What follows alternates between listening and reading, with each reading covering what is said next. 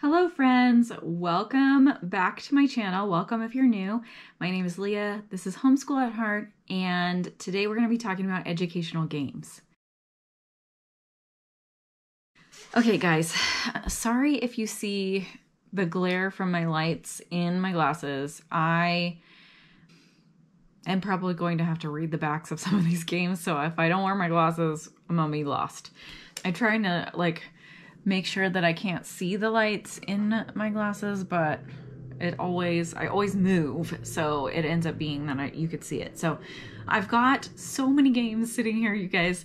We love educational games. We love to use our school funds on them with our charter school. We love to play the games to help solidify concepts that we're learning, and we have them for all of the categories. So, well, the main categories I've got sitting here. So we've got language arts, math, history, and science games, and I can't wait to dig in and show you guys. So I will say that I don't have a bunch of reading games sitting here, even though we play them often, because I am planning to do a whole series about teaching your kids to read coming up this summer, probably after school is over, because it's like several videos in that series.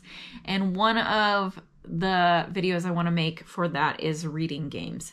So I'm going to show you guys some other language arts games that are very fun though, and can be played by a lot of age groups. So let's start with math, okay? So probably, here's the thing about games. You can make a learning game out of just about any game. So you probably have a few of these games in your house and you just go, oh, that's a learning game?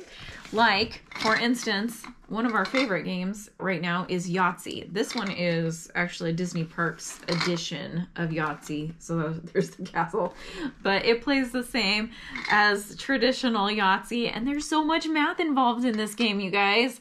Probably everyone has a game of Yahtzee somewhere in their cupboards. So this one, perfect for learning those math facts. Another one that we like around here is this Monster Sock Factory. So you're gonna find correct socks from the factory floor and ship your orders before time runs out. There's multiplication involved, like how many socks do you need to fill this order? This number of socks times this number of socks is the right number of socks. So this one is a really fun game for ages 7 and up. You could play with up to 4 players, and it takes about 20 minutes to play. All right, so another one that we like is this Money Bags game. Here is the back of it. It's a crazy coin counting game to obviously help with money. It's a mad dash for cash. Collect, count, and combine coins as you clink and clank your way to the finish line. Earn the most money at the end of the game and win. So this is a really fun one for that's really practical. You know, like I love a good practical game too. Here is another one that we love. They have different grade levels of this one. This one happens to be 4th grade, but Mythological Liar. So there's cards inside of here. Oh, this one we haven't opened yet, actually, but we've played the 5th grade one, I think, or 3rd grade. I don't know. We have a bunch of different ones, but so they have cases on the cards. There's like 50 cards in here. And so it'll be like kind of a riddle. You're like the Sherlock Holmes of this math riddle world. So basically what you do with this is that you have to solve the mystery or the crime based on whose math is incorrect. So if their math is incorrect, then they are the liar and the perpetrator of whatever crime it is. So it's really a fun one. There's lots of different types of maths that they use in these, and so we'll pick and choose whatever we happen to be working on at the time. So we like that one. All right, I think that's all the math ones. If I come across one because I forgot it, I will show it to you anyway. So let's talk about science, since that's sitting right here. All right, so these are two, oh, here's the other math one. Pizza fraction fun. This actually is a really, really fun fraction game. So it has the spinner. There's 5 different ways you could play this. It's a great way to practice a range of fraction skills, identify fractions, match fraction equivalents, and add and subtract fractions and more. But it's like a really great way to just be able to see the fractions so that your student can really grasp that idea, because it's so important. Fractions are one of the most important things. All right, so now we'll talk about science. We love science in our house. I talk about science all the time. We have tons of different science games, but here's a few of our favorite ones. So Guess in 10. There's a ton of different Guess in 10s. So it comes with a bunch of cards. Actually, let me open this. It comes with a bunch of cards, and you basically have 10 questions that you get to ask to figure out what is on your person's card. So this one has a cow on it, but you get clues. You tell facts like, I live on a farm, I am an herbivore, I have 4 legs, I can be domesticated. If they still can't guess it after you give those facts, then you give the clues. I cannot see colors, red and green. I chew my food for up to 8 hours a day. I have udders that produce milk. So those are the clues, and you want to get a certain number of cards, and I can't remember what the number is off the top of my head, but super fun. We like this Animal Planet one. We also have a dinosaurs one. I don't know. There's a lot of different ones. If you look on Amazon, there's tons. And I will try to link all of these games if I can in the description box below, but we'll see. We'll see if I can find them all. All right. So there's a whole series of these games, and these are actually Charlotte's favorite games. So we have Match a Track, which is the first one that we got. And you are actually matching the animal with the paw print that they make. This is harder than it looks, you guys. I cannot guess some of these, and I have played this like 10 or more times.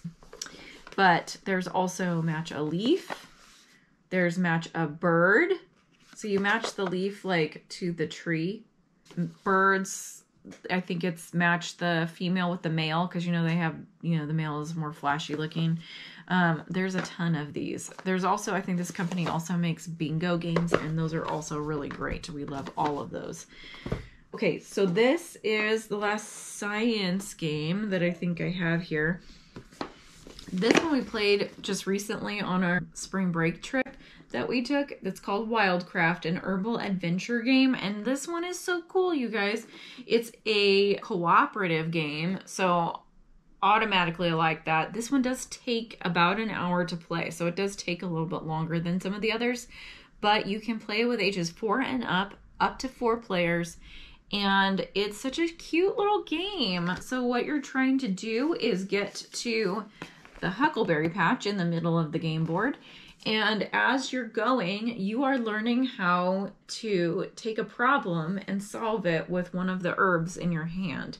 And as you go, you're collecting more of them, and you can help each other. So if you have an herb that your neighbor needs to solve their problem, then you can gift it to them. So we have really enjoyed this. We played it probably about 5 times in the week that we were up in Lake Isabella, and the kids just had a blast with that. So let's do language arts, and then we'll wrap up with history, just because that's the way that all of this stuff was stacked here. All right, first up for language arts is Quiddler. This is a card game. It's 8+, ages 8+. It takes about a half an hour to play. The challenge is to arrange your entire hand into words. So it's like a card version of Scrabble. So that's what the cards look like on the back. So that's a really fun, kind of quick game. These are kind of both the same. And like I said at the beginning, I will do an entire video on just reading games. So when we get to that, that'll be fun. I have tons of really fun reading games. So this is cards, storytime cards. So there's different parts of a story that you are learning about and putting together. So places, things that they did, characters, questions, and like endings. So that's a really fun game. Sort of like that is this fairy tales storytime dice. So it has several dice in there. You roll the dice, see what you get, and then you make up a story based on that. And I think that there's different versions of this. So not all of them are fairy tales. There's other ones as well. This one is called Tall Tales. So this is the game of infinite storytelling. What happens when a unicorn and a cow find themselves in a dark cave on a deserted island? The story is up to you. Tall Tales is a non-competitive storytelling game that can be played 5 different ways. So you get, I'll show you guys the inside of this. This is a super fun one. I actually found this one from watching Jessica from the Waldock Ways videos. So we've had this one for a while now, but you get these environment cards. So there's like New York City or a duck pond or a graveyard. And then you also get all these like really fun, whoa, little rubber pieces. So like there's a little princess and a picnic basket or a dragon. Different, so little fun manipulative things. Actually, the instructions are not in here. Here's a little cow. Look at how cute he is. So my kids have a really good time just playing with this. I don't know if they are even playing it the right way most of the time, but it says there's 5 different ways. I have to find the instructions because I like to play it correctly. So anyway, so that's, oh, one more. Another one that you guys probably all have. My oldest has decided that Scrabble is her favorite game. So she is 11 and she can beat both me and her dad playing this game.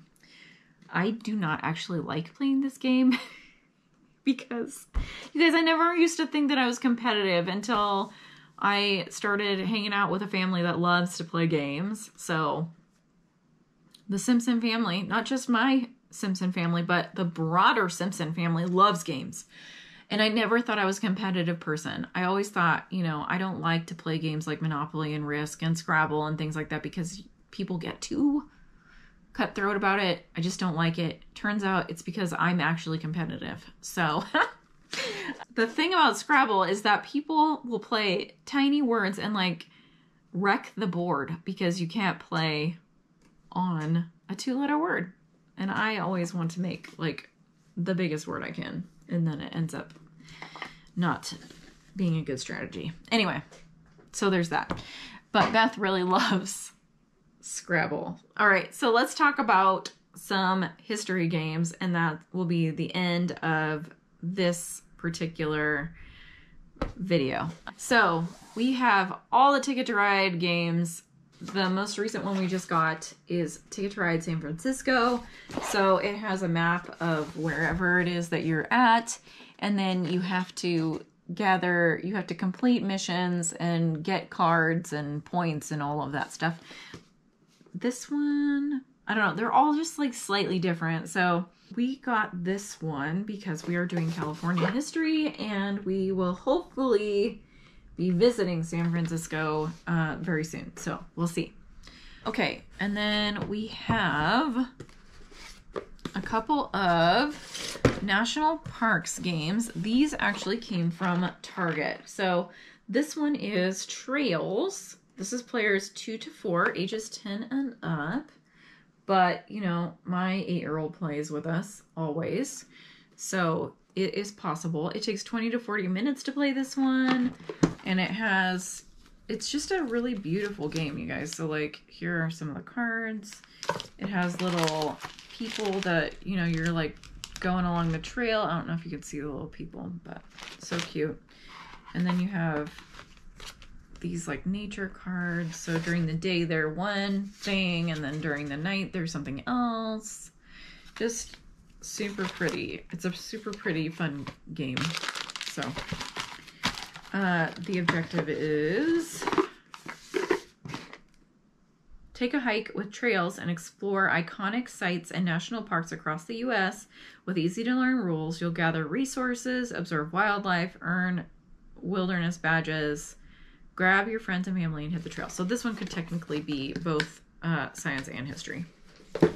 All right, and then there's this parks game, which is similar, but it's like a little bit more,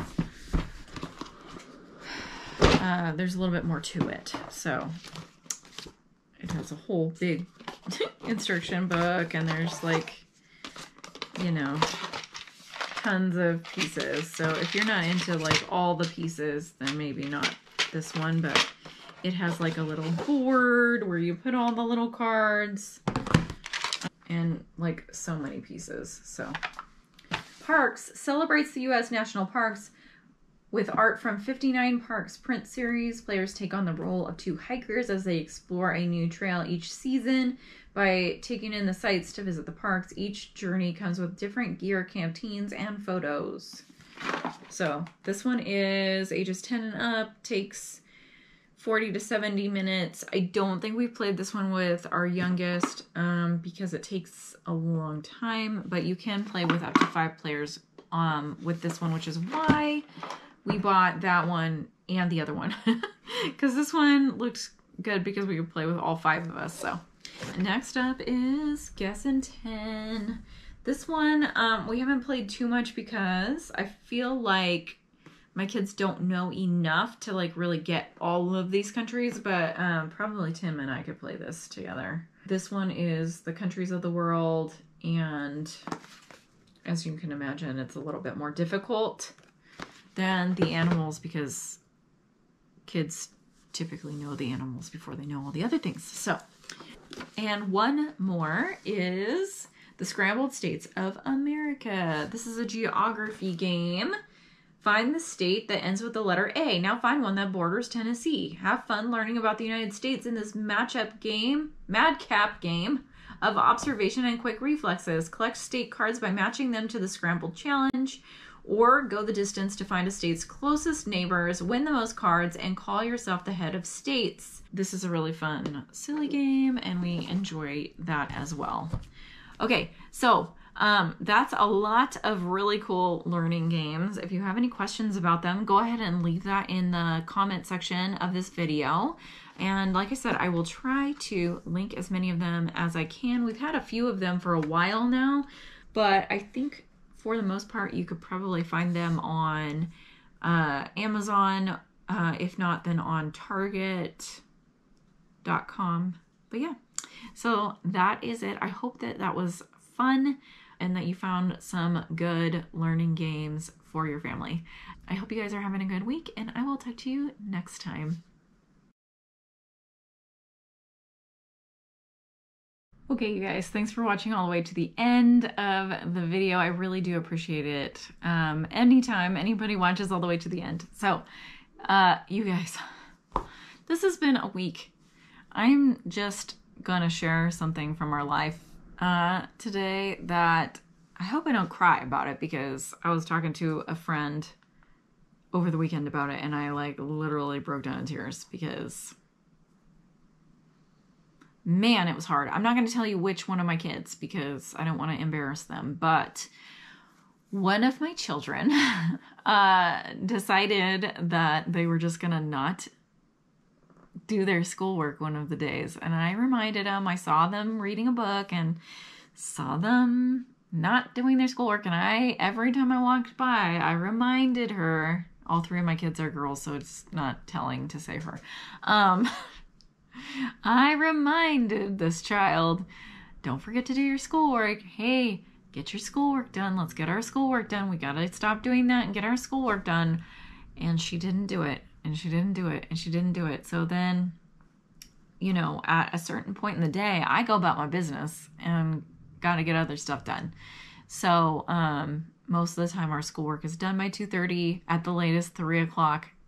Occasionally it will take us later than that, but I don't like it to. So later that evening, I look and this child's math book and IEW book are on the dining room table exactly where they had been the night before. And so I asked her, I said, hey, insert name, did you or did you not do your schoolwork today? And she said, let me think. Well, that was telling. So she did not do her schoolwork. Instead, she had chosen to sit and read a novel the entire day. So we had to have a long conversation about how that's a misuse of my trust, and that there, you know, like this felt like a bigger problem than just this one decision, and, you know, like all of these things. Anyway, all of that to say, she was very sorry, and the behavior has, you know, changed. Thankfully, this child knows Jesus and wants to honor God and not sin in that way. But it was heartbreaking for me. She also felt bad because she could see like how hard that was for me to have to discipline her in this way. But I had to take books away from my child for an entire weekend. This happened on a Friday. So Friday night, we sat at this table and did the majority of her schoolwork, and then she had to finish up the rest of it on her own. But don't worry, the relationship is restored. But you guys, how many times, like, this is also kind of like a blessing and a curse, because I didn't want to have to take her books away from her, but that it was like the biggest punishment I could give to take her books away from Friday night until Monday morning. But she got right up on Monday morning. She did all of her chores and started on her schoolwork before we even did morning time. So I think that the lesson was learned. But that was like the hardest discipline I've ever had to give you guys. Hardest in all of my years of parenting. I have been a parent for 12 years now, so anyway, that's my story for you. And I hope I never have to do that again. But anyway, thanks again for watching, and I will see you guys in my next video.